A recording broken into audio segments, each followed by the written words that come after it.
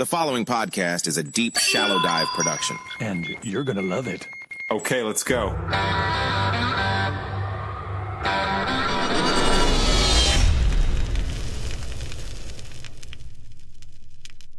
So anyway, I prepped the audience yesterday on you, and the thing I told them was that in addition to your knowledge base on this topic of Russia and Ukraine, what I like the most is that you are a white American lady. And I told everybody, I mean that in a unbelievably respectful way, but it also is important because, as you and I have talked, a lot of times when it comes to whether it's Ukraine, Russia, Gaza, Israel, Palestine, Israel, whatever the case may be, when an audience thinks a person has skin in the game, and in this case, let's say you had, Russian or Ukrainian heritage or something like that, then it tends to bias. But since you don't, I'm excited. All right, everybody, I talked to you guys about this yesterday, but Christine Lynn is here, and we are going to have an awesome, awesome discussion about the Russia-Ukraine situation. So let me set the stage a little and read everybody your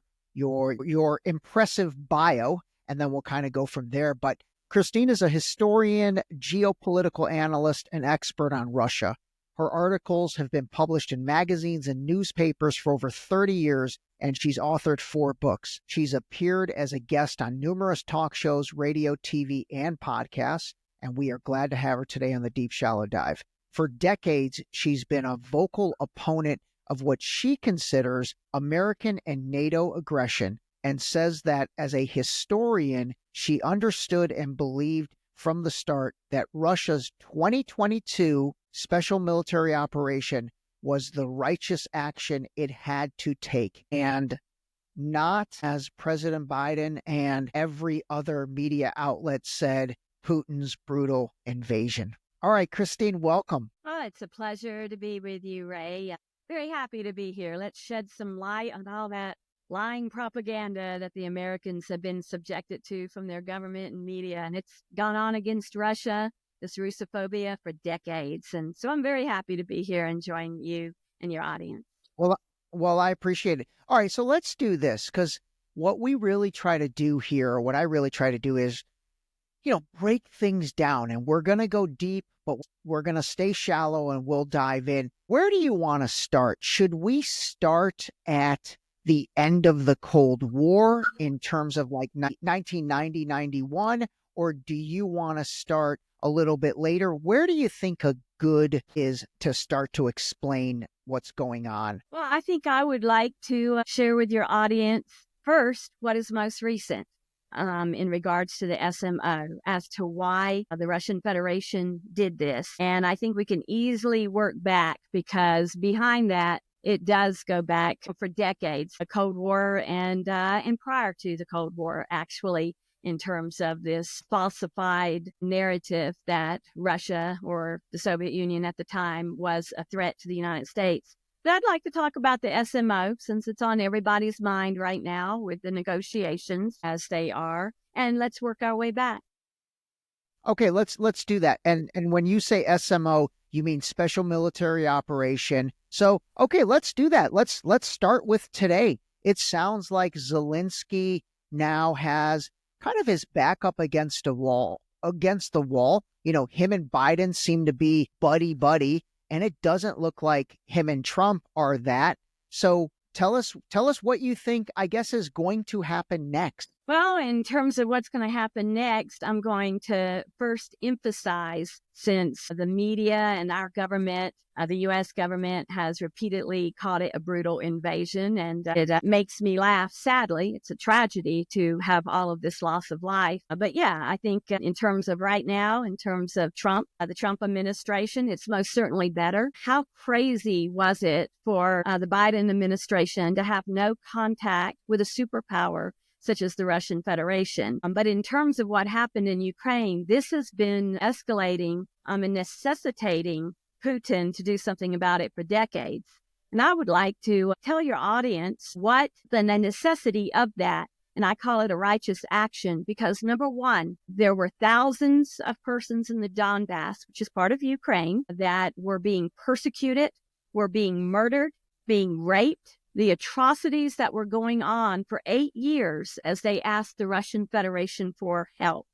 The Ukrainian government, ever since the coup, which you and I will get into later, in the USA-backed coup in 2014, the people there are Russian speakers. They're essentially Russian. They are members of the Russian Orthodox Church or the Ukrainian Orthodox Church, which has been tragically replaced by what I call the CIA Church now by the United States. But they were persecuted for speaking Russian. They were not permitted to speak Russian.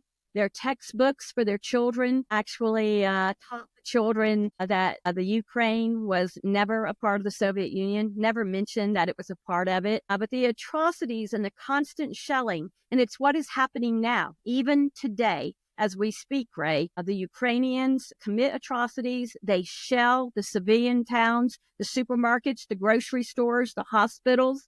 They're even sending their drones against civilian cars at this time. And it was time for the Russian Federation to come in, recognize them, accept their ascension, and defend them. Because as it was for 8 years, thousands of people were murdered and there were rape rooms. It's disgusting. And we're finding even now in the Kursk region more such atrocities. That was what life was like for so many of these Russian-speaking Ukrainians. So that was part of the reason Putin started the special military operation. And number two, which I think we'll elaborate upon, is the NATO expansion. I remember in 2007, President Putin at the Munich Security Conference had said, "What is this about? Who is this against?" Because it continued to expand despite the lies, and they were lies, because we know for a fact from the National Security Archives that even going back as far as George H.W. Bush, that at the time when Baker was negotiating with Gorbachev, at the collapse of the Soviet Union, there were multiple times that they were promised no NATO expansion. Putin himself has said, and he's a very patient man, I must say, when they call this the only thing brutal has been what the Ukrainians have done to the people in those 4 regions. The Russian Federation needed to step in for those people's sake.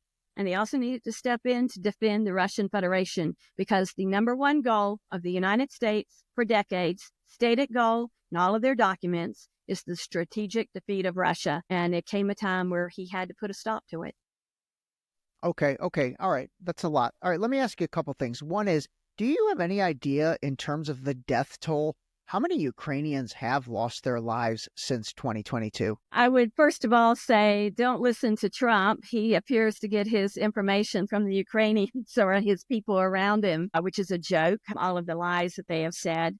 I'm not going to speculate. I do actually, since the beginning, follow the, battleground and the deaths. But I would estimate that the Ukrainian loss is probably anywhere from 5 to 7 times the loss of the Russian Federation soldiers. But I've read various numbers. I'm not going to attempt to estimate, but I could say there's no. But I mean, are we talking like 100,000 Ukrainians, no, 500,000? Far more. I mean, I would probably say somewhere around 700,000, 800,000, and perhaps. Wow.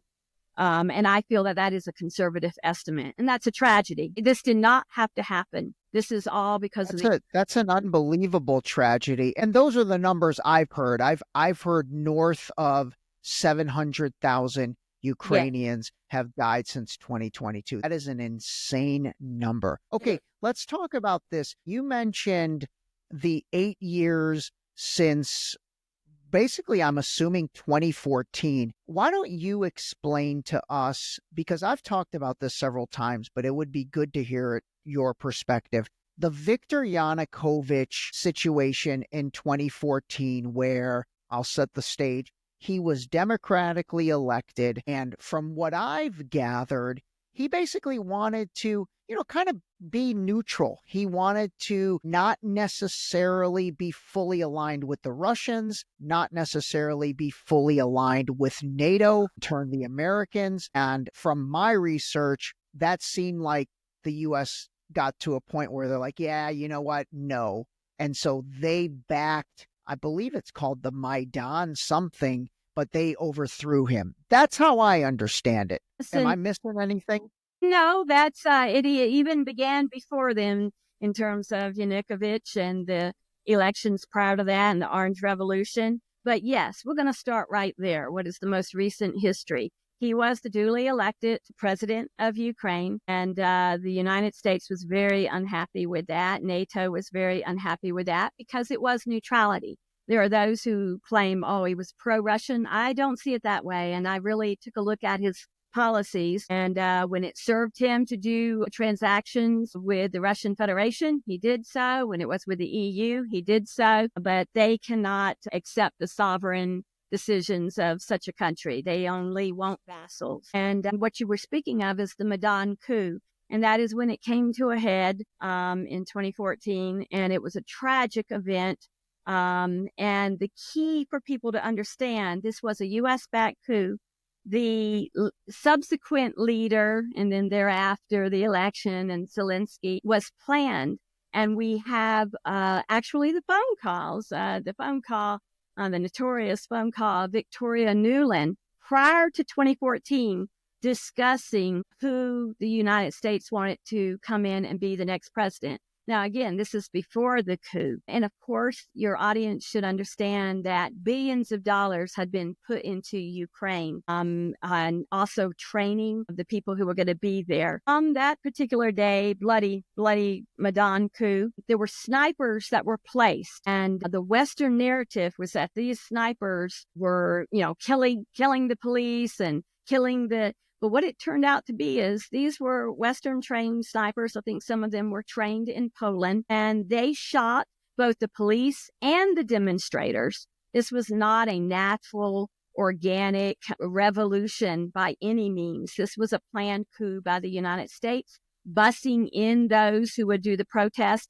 And they blamed all the deaths that day. And it was, they set fire to the building. People actually died in the fire, as well as the snipers. But the snipers were there to shoot both sides and blame it all upon Yanukovych's government. And of course, to me, it's just a clear example to me, in my opinion. The CIA deposed him. Much money went into this. Billions of dollars had already gone into Ukraine preparing for this because it was always going to be the proxy to be used against Russia. But the civilians died. It was horrible. And they blamed it and said as if this was the people. And of course, that's the way the United States operates. All over the world, they have orchestrated such coups. And for me, everything thereafter is illegitimate.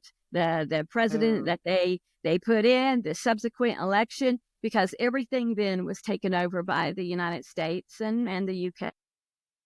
Okay. And so that's the Maidan coup that took place in 2014. It got rid of Viktor Yanukovych, and then was that guy Petro Poroshenko? Was that the guy that then took power? There was an interim one prior to that, the one Nuland had spoken about, and then they moved to him and then to Zelensky, who ran, by the way. Zelensky ran on a peace platform. Everyone knows about the comedian, quote, comedian, if you want to call it that, his antics on stage and the type of performances, but that was his career. But he ran on a peace platform that he was going to make peace with the parts of Ukraine where there was the fighting and all of that going on. And to me, the sad thing about it is we can focus upon Biden, who made this horrible, but all of our U.S. presidents have been complicit in this. And it's just very sad to see everybody added to it. And I'm very glad to see there's dialogue now, but everyone contributed to the tragedy that is now being experienced.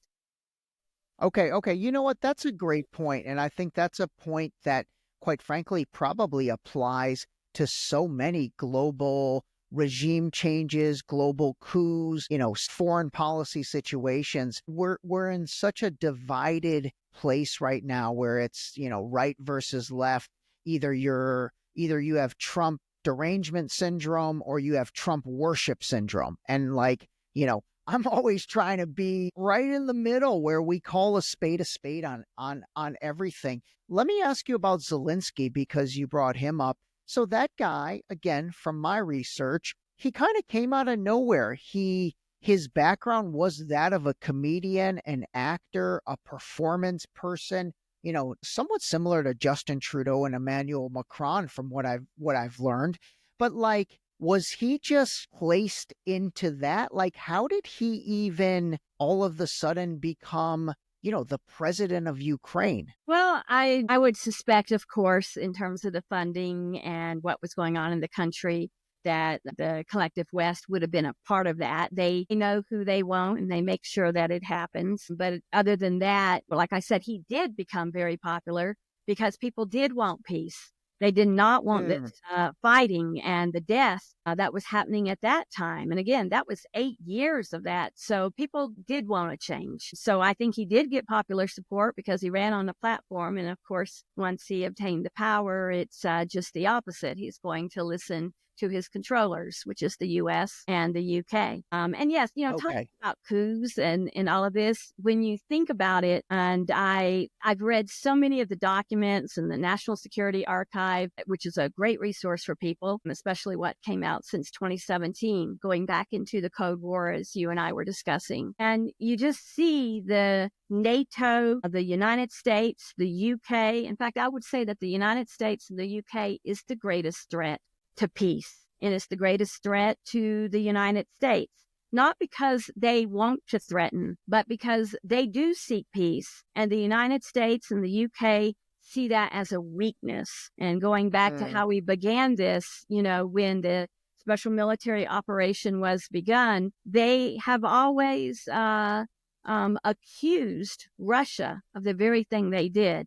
Who has 800 to 1,000 military bases around the world? The United States. Who lied to Russia and continued with billions of dollars to turn all of the former Warsaw Pact countries against Russia? The United States. All of that is aggression. I haven't seen any aggression on the Russian Federation's part, but only, and now they have accomplished what they wanted. But now they're losing, and they didn't bargain on that. But it was inevitable, frankly. I would say that when we were talking about the battlefield, anyone who has studied it, you knew from the start, of course, the Russian Federation is going to prevail, but they're doing it in a war of attrition. They're doing it carefully. They want to minimize life and accomplish their purpose and demilitarize. But at the same time, I would have to say they've done it in a very humane way. It's probably the most humane action, unlike what we see in NATO, what they did to Yugoslavia and Libya and Iraq and Afghanistan. It's a very different approach. It's the collective West that is causing all of this worldwide. Okay. Yeah, I mean, I hear you. And obviously, these are difficult things for, us Americans to hear. And it's like, wait a minute, what? We're the bad guys? Or even if you don't want to say good guys or bad guys, we're the ones causing the problem. Let's talk about NATO for a minute, because again, this is another topic that, the average American just doesn't even really understand what NATO is. What is it? Why are we in it? And fundamentally, give us your thoughts on the creation of NATO and then the Warsaw Pact. And then really, why does NATO even still exist when the Warsaw Pact doesn't exist? Yeah, perfect. And if only Gorbachev had been strong enough and said both of them should be disbanded. First of all, NATO should not exist right now. It is not a defensive pact. It is, I would just say, a U.S. tool of aggression worldwide. U.S. and U.K. That is all that it exists for. As I was talking about the military bases, it is how they want to maintain American hegemony. And for me, I do look at it as, I know it's difficult for as an American to consider that your country is responsible for all of this death, but they are responsible for bloodshed all over the world. You take a look at, and we won't get into it on this show, but take a look at what's happening in Gaza. None of this, I always think about Yugoslavia, now Serbia. It's horrific, the number of deaths that have happened worldwide because of U.S. aggression. But the key to it, Ray, is that they use the media in order to put their spin on it and their narrative. So we have generations of Americans who have grown up thinking, as you said, we're the good guy, but we're not. And I'm a Christian. I believe in looking at what is right and wrong, what is good and evil. And I view, sadly, I have to say that my own country is responsible for most of the evil, the military conflicts in the world.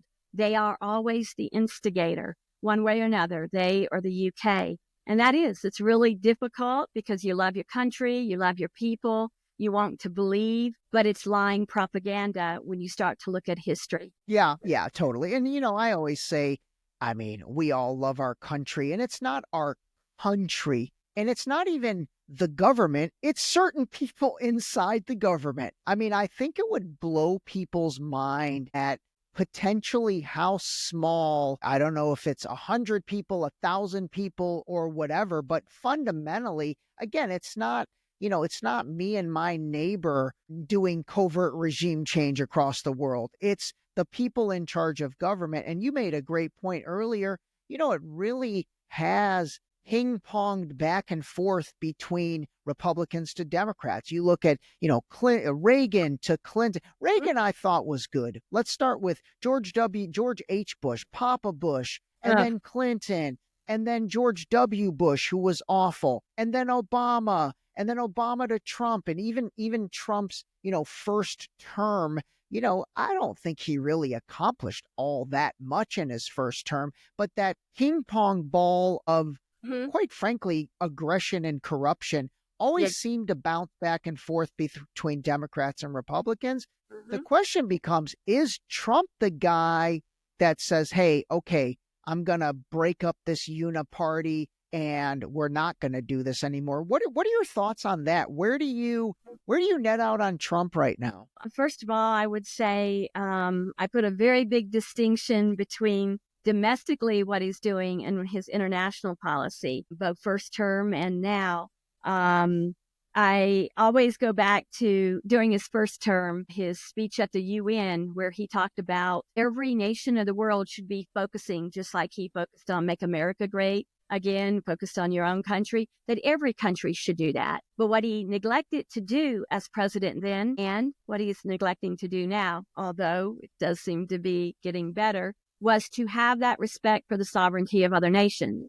Sadly, during his first term, he was the first one since Obama and Nuland and the coup. Trump was the first one to supply a considerable number of lethal weapons to Ukraine. That's why I said earlier, it's not a matter of Democrats and Republicans. All of them agree upon American hegemony. And I reject that. I believe that there can be cooperation in sciences and education, and there can be cooperation and there can be healthy competition. But when you come in as a bully to accomplish and say, I have to be the superpower, I have to be the unipower of the world, and all of our presidents have agreed to that. Right now, I do like the progress that I see that at least Trump and his team are talking with the Russians. I see that there's probably going to be some, let's say, much better for all of us as Americans in terms of economically, socially, travel, all of this between Americans and Russia as it used to be. All of that should be restored. Look, we don't even have Russian consulates.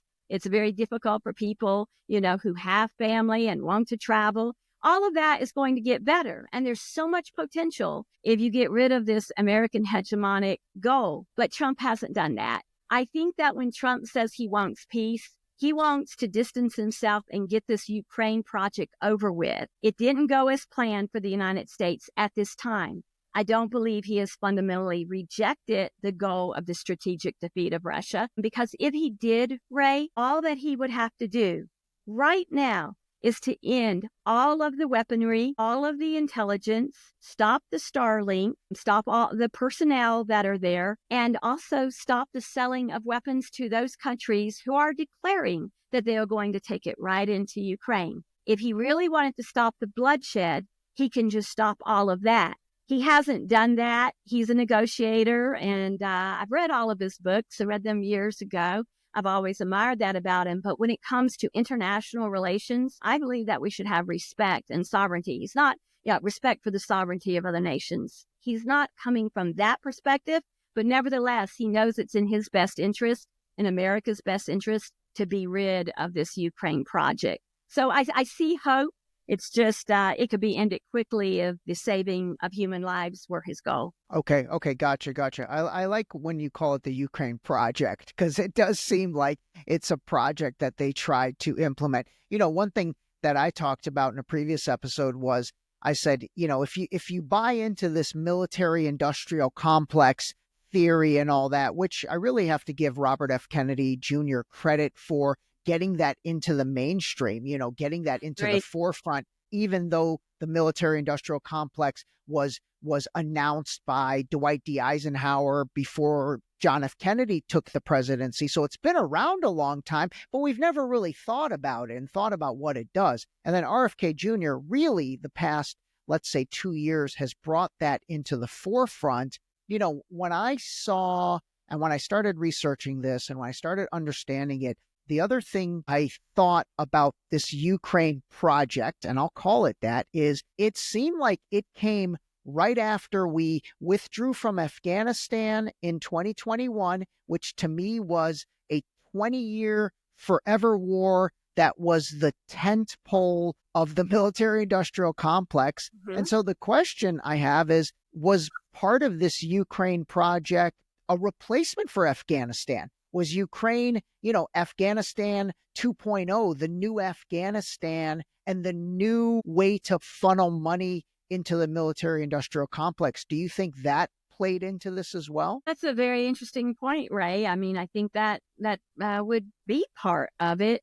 But the Ukraine project goes back so far before then that I think that they were just trying to provoke Russia. So had it occurred in 2022 or had it occurred in 2018 or 2016, and as the president of Russia has said, he regrets that he didn't do this because it would have saved lives, because all of this time of the collective West was bringing weapons in, training them. They were preparing. So the goal at all times. So yeah, I think it was convenient for them. They like those distractions, of course. And all of this, as you rightly stated, is all about money. And even the goal of Russia, which we don't have to go back this far, but I can tell you in my studies, it goes back, not only the Cold War, but even during the revolution in the Soviet Union, the goals on paper of our government has been the defeat of Russia.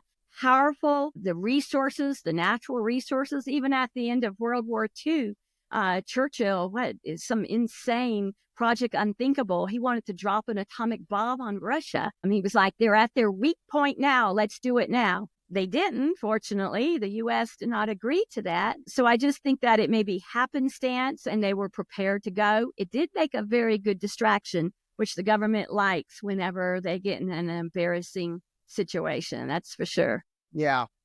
Okay. All right. That all makes sense. So the numbers in terms of what the United States has contributed to the Ukraine project since 2022, I've seen 200 billion as the number, and then 150 billion from Europe. And Macron was at the White House this week with Trump.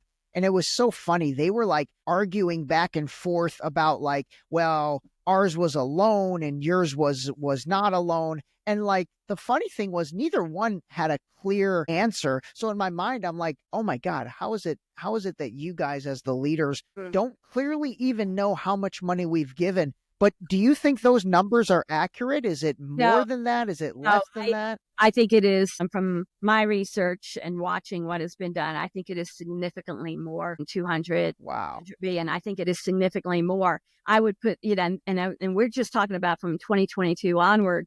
Prior to that, there were billions, hundreds of billions, frankly, that were put into Ukraine. So no, it's far more than that since then, in my opinion, which is sad. And let's get back to the best interest of the American people. The best interest of you and I and all of our audience is that there be peace, that we not be in an aggressive conflict with a nuclear power. And I would remind everybody that regardless of what you see about the U.S. military, the Russian military and the weaponry that they have developed is far greater than anything the collective West has. We don't want it to ever come to that. And Russia has been seeking peace for decades with the United States. And yet we have continued, as you and I have discussed. And we suffer. And you talked about it's the leaders. But the leaders do come from us, frankly. And that is why I appreciate being on your show and other shows, because the American people need to change their idea that if I have all that I need, I've got a job and I've got gasoline and all this, everything's okay regardless of what my government does. No, it is essential that you know the truth about the evil that the U.S. is doing and the suffering and the misery that it is causing for a certain few, to make a lot of money. And that grift has been going on for decades. And Ukraine is a primary example. And I'm very glad to see it coming to light. But the American people are kind of a part of it too, because I don't think that most of them really care about the truth, but some do. And I think it is essential to those like yourself, Ray, as we learn the truth, to share it, and not just simply repeat the propaganda, because the hatred of Russia goes back for decades, and the U.S. has really crafted that with the American people. And it's time the American people see that that is false. Plenty of people know that, but you need to care what your country is doing. It might not be your family dying, but there are other people's families dying and suffering. And it's because our country, in our name, with our money, are murdering them, are killing them in the name of profit. And it's really the more that we are enlightened, then we can start to stop it and tell whoever are the elected that we oppose that and we're not going to elect them. But I believe it's I will say this, it's more than a political problem. There's no political solution to a spiritual problem. And I just think that the consumerism, the greed, then manifest in those who become our leaders. They just have more power and they use it for greed. It's something that the United States as a people and a society need to change in their heart before the government is going to change. Oh, I hear you on that. All right, I'm going to table that for a second because I want to talk about a few different things, but I'll get back to that.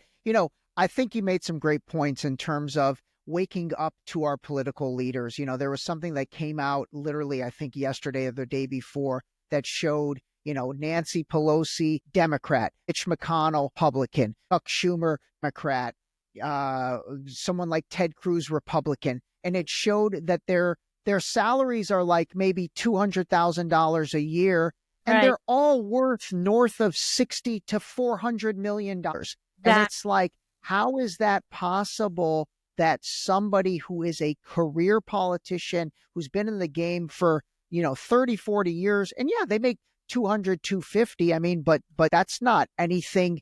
That salary does not warrant, in Mitch McConnell, Republican, Nancy Pelosi, Democrats case, that doesn't warrant a net worth of over $200 million. No. And so people need to wake up to that stuff that's happening. And that's why I said at the beginning of this, it's pretty insane that the group of people that are benefiting, when you put it on a percentage basis, that's the 1% of the country, less than 1%. Those are the people that are benefiting through the Lockheed Martins, Raytheons, Boeing, the defense contractors.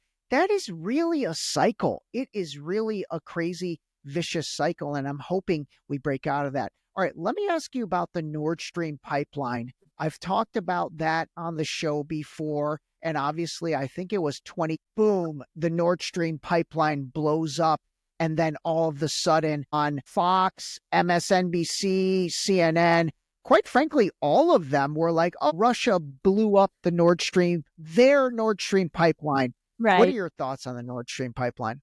Well, I look at it always. We should go to what is probably the most likely. Look at who benefits. It was the United States who benefited. And although I've seen a number of different suppositions on this, I really feel that Seymour Hersh, I tend to agree with him. I would say in all likelihood, this was a CIA operation. They may very well, at that time, when I took a look at where going back to where the ships were in our Navy, doing NATO exercises there, would have had the perfect opportunity to place the explosives and then at a later time remotely detonate them. And I would remind everybody also, not only who benefits, but who said that this was going to happen. We had, I believe, Victoria Nuland saying that, if there was any action taken by Russia in regards to Ukraine, that the Nord Stream would be no more. We had Biden standing right next to Olaf Scholz. What a vassal of a country. Sad to see what's happened to Germany. But he's standing right there and saying, oh, we're going to take care of it. And I'm just paraphrasing. But he said, we're going to do something about that if that happens. And even Trump, he didn't like it. We know that. During his time, he put very heavy sanctions on Germany and really mocked them for doing this. So all of the U.S. presidents, but at the time, yes, you take a look at Biden said it was going to be no more. Nuland said it was going to be no more. It was no more. So let's take them at their word, why don't we? Because they're the ones who benefited. Yeah, totally. I totally agree. And you could take it all the way back to Condoleezza Rice. I remember Condoleezza Rice said the same thing. And again, this is what we have to get people to realize. Condoleezza Rice was part of the Bush administration, so we're talking Republicans there. Right. And then Victoria Nuland is somebody that I really need to deep dive on her, because she's, to me, is like a Henry Kissinger type, where she's been under the radar, involved with everybody. She jumps from Republican administration to Democrat administration to Republican administration to Democrat administration. A couple guys that I really like, Glenn Greenwald talks about her, Professor Jeffrey Sachs, who I love that guy. I think that guy's super legit. He talks about her and he says, hey, these are the real, evil geniuses behind the scenes, people like Victoria Nuland. And then, old school Henry Kissinger, who I think was a total, he was the puppet master pulling the strings on things. So anyway, okay. All right. Good on that. Let's see. Let me ask you, who else do you like? Like, do you like Professor Jeffrey Sachs? Do you like John Mearsheimer? I certainly do. Glenn Greenwald actually went to a conference where he was at one time. It was nice to meet him, many years ago. These are truth tellers. And it's very good to see that there are Americans who have the courage to speak the truth. And of course, their voices up until now have really been, the average American has not been listening, but now people are seeking them out. And that is good. I like all that you said. There's not really that many more who are. There are a few very good ones in other countries. I would really recommend to your audience, if they don't follow on Telegram, you can actually have a lot of independent journalists and talking about the conflict in Ukraine, where you can literally almost very shortly after be there on the battlefield, seeing what has happened, interviews, some of them tragic, very, very sad, but you definitely want to utilize Telegram to get the truth. And beyond those speakers that we just now mentioned, there's a lot in Ukraine itself and in Russia, but in Ukraine itself, that you can follow and learn a lot from. Okay, interesting. I'll have to get those from you and I'll start to follow them and then I'll share them with everybody. Let me ask you this question, and I don't know if you know the answer to this. I have a few Russian friends and I always talk to them and I say, hey, do you like Putin? Do you guys like Putin? Like, do your parents like Putin? Does your uncle, your aunt who still lives in Russia, do they like Putin? It is across the board. They're like, we love Putin. Yes. We think he's amazing. Yes. And so I was just curious. Yeah, like is his approval rating in Russia? I've heard it's like 86%, something like that. Is that all true? Yes, I would say it is authentic. I mean, I too have met persons electronically, internet, in Russia, and Americans here who are, came from Russia years ago, and they are in touch with their families. And yes, he is loved. He is appreciated. And I would say from everything that I know about him, and I've done, use your term, a very deep dive into the man. I wanted to see, is he authentic? Is he genuine? And I am convinced that he is. And that is why the people respond to him. He loves his country. He loves the Russian people, and he saved Russia. Frankly, when you speak with people who suffered right after the collapse of the Soviet Union, it was horrible in terms of their provisions, the difficulties, the struggle. And he came in and he literally saved the country then, just like he is saving it now. And they look at him in that way because he was a lawyer. He's also a very strong economist, and he knew exactly what to do. And he rid the country of a lot of the oligarchs. Those are generally going to be the people you see on those silly documentaries to tell you how bad Putin is. They're the ones who were kicked out. Yeah. They were the ones kicked out of the country, at least a number of them. But yes, he is loved. And I feel that his love for the Russian people has been evinced in numerous ways. And I think it's real. And definitely the people do appreciate him. Okay, interesting. By the way, he has to know how to speak English fluently, right? Like, there's no way that dude does not speak. He never speaks English in any of his interviews, but I always laugh. I'm like, dude, come on. We know you know how to speak English. He has spoken English on a few occasions. Yeah. Oh, he has? Okay. I understand it. Very rare when he was putting in the pitch for Russia to host the Olympics, the Winter Olympics in Sochi, which they did, which was beautiful. He actually did to the Olympic Committee, and you can see the video. Go look it up on YouTube. You'll find spoken English. Also, he sings in English. Oh, that's fun. A charity fundraiser in which he sang on Blueberry Hill. So, yeah, in terms of when he's meeting with people, I think that often world leaders, and he speaks fluent German.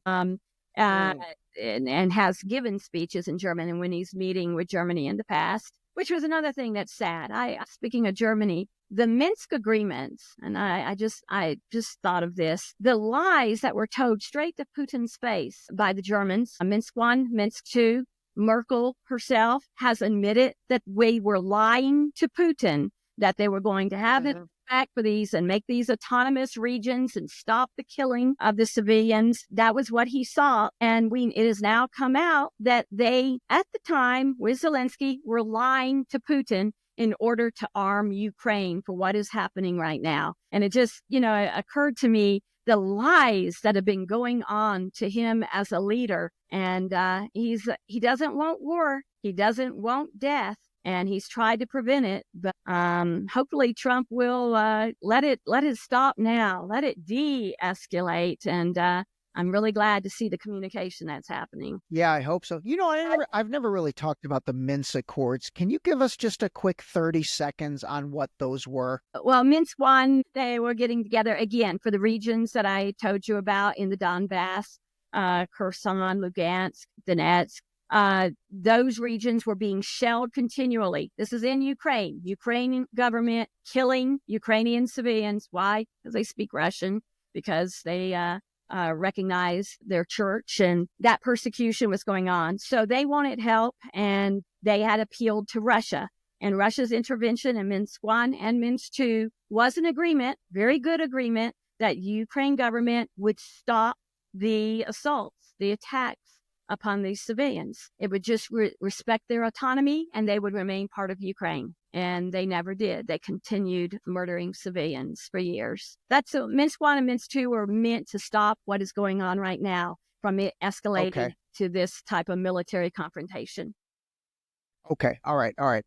Listen, this has been amazing. I want to give you the last word and basically tell us what you think's going to happen in the next, 30 days, 60 days, 90 days. Like, what's going to happen next? Is Trump going to put an end to this? What do you think's going to happen? Well, I would hope that he would, but as I already stated, he could do that instantly, so to speak, by stopping all of the weapons and intelligence to anyone who is supplying them. Instead, he's trying to negotiate something, because I think he evaluates everything not from peace, not from human life, but by the dollar. He wants to be a win. He doesn't want to have some embarrassment on the United States. So he's trying to save face. And I think Russia's trying to help and not talk about what he had done to escalate it. I would say that it looks promising, except I don't see any kind of a plan. All of those that work with him in the past, not right now, but they're all warmongers. They all believe in American hegemony. But I think because Putin does want to put an end to this, and Trump does for his own reasons, that, for the first time, there is hope. I surely would like to see that. At the very least,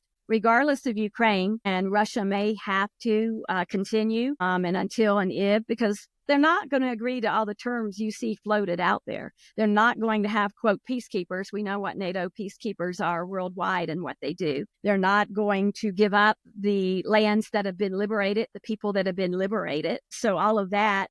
And it's a matter of Trump.